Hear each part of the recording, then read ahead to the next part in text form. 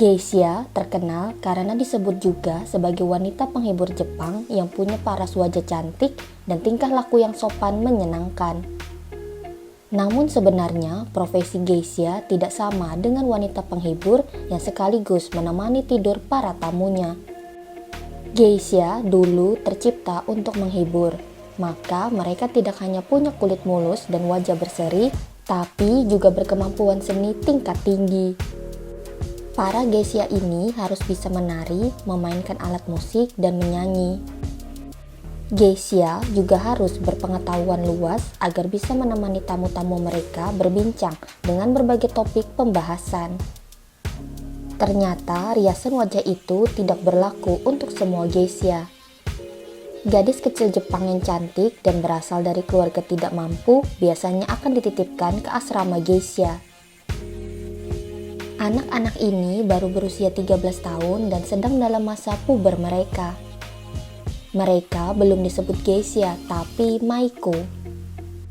Maiko inilah yang wajib mengenakan riasan wajah putih yang tebal dan berbagai ornamen lukis wajah yang lain. Ini untuk melindungi dan membedakan mereka dari seniornya, geisha sungguhan. Gadis-gadis di bawah umur ini belum berhadapan langsung dengan tamu.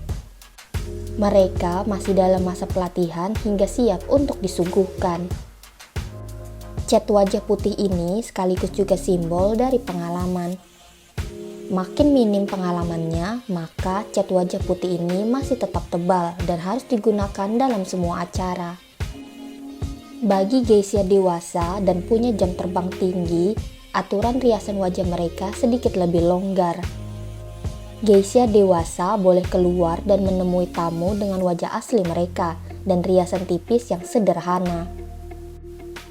Dalam sistem ini, para geisha dewasa juga jauh lebih dihargai daripada geisha muda.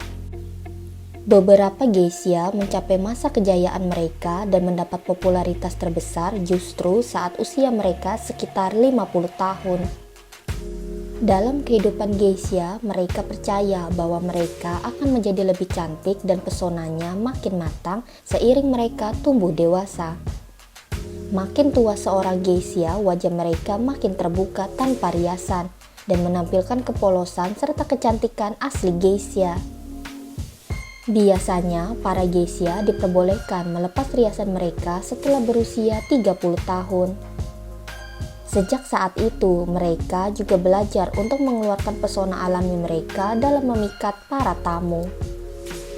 Geisha diperbolehkan untuk pensiun jika mereka telah menikah, tapi juga tetap boleh bekerja jika mereka menginginkannya. Jadi, khusus wanita geisha makin tua dan banyak pengalamannya justru makin mahal tarifnya.